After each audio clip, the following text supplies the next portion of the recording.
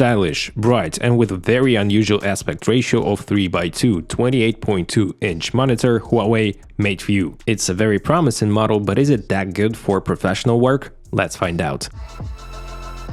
What's good, guys? You're watching No Limits on channel. So, 3:2 aspect ratio contains more vertical information by 18.5% compared to 27-inch 16:9 monitor. And look how much more data I have here on my YouTube channel, the full row of videos. On Apple's website, we do see a price for the new Mac Studio, and in Final Cut, we do get a lot more vertical space for our timeline. And if you have the browser on your separate monitor, like on my laptop, you can see that we have a huge preview window and also a lot of info for our timeline. But if you'd like to watch a 16:9 content, it will have pretty big bars on top and the bottom of the display. So this monitor has an IPS panel and a pretty good brightness of 500 nits. The color out of the box is okay. The DCI-P3 format is the best one in terms of color reproduction, but still it's a little towards green compared to MacBook Pro 16-inch mini LED display and iMac 5K. The contrast ratio is 1200:1, which is not that cool. I would like to see more contrast.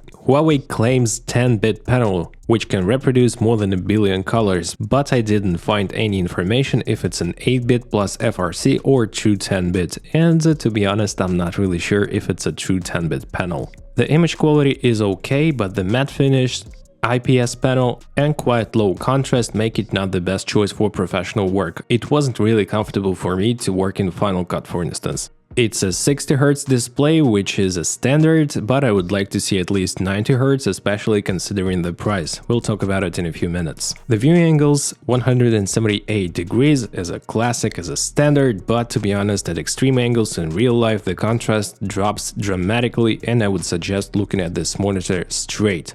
During daylight, if your curtains are open, it's not that comfortable to work with. The light leaks are really distractive and it's not a lot of contrast, so I do recommend closing the curtains or the blinds. The PPI rating is 163 and the resolution is 3840 by 2560, so it's a classic 4K horizontally and a little bit wider vertically. The color gamut support is 98% of DCI-P3, which is very nice, and 100% sRGB, and the delta E is less than 2, which is also great.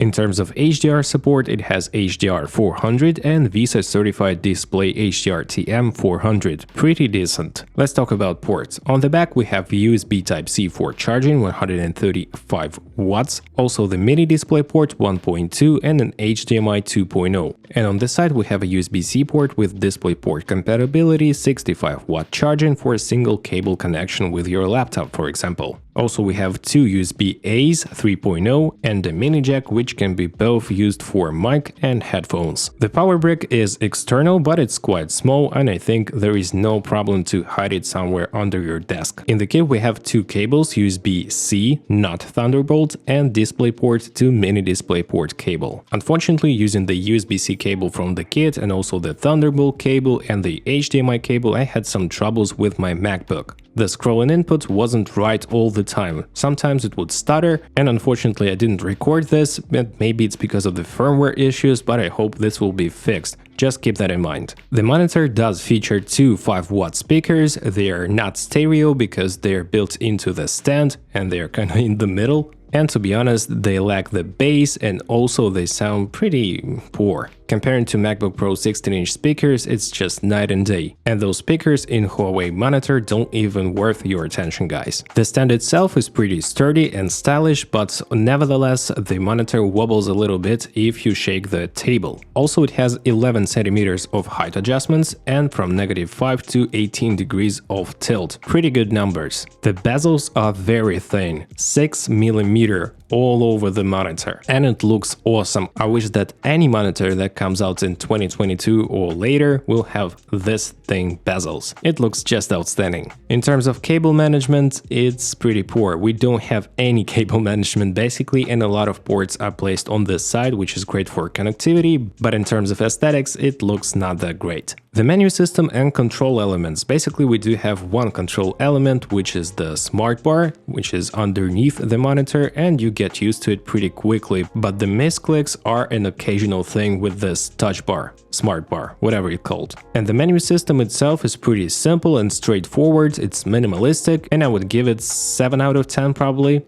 It's okay. The design is great, and it's inspired by Apple products, I think, and it'll look great at almost any desk setup. And I didn't even remove the stickers, the protective stickers, because I didn't want to leave some fingerprints and I have to return this monitor to a local store. A few words about some additional features. For those of you who own the latest smartphones, tablets, and laptops from Huawei company, you do have an option of one-hop projection. Also, we do have an NFC module built into this stand and the wireless HD projection, which is nice. Also, we have the protection from the blue color and from flickering. And finally, it features 2.4G Wi-Fi and 5G Wi-Fi and Bluetooth 5.1. And now about the price. It costs $600 to $650 depending on where you buy this, and in my opinion it's really pricey. I wouldn't buy this one for myself, but if we compare it to BenQ 32-inch 4K monitor from my 4 monitors, all 4K 32 inches comparison and review,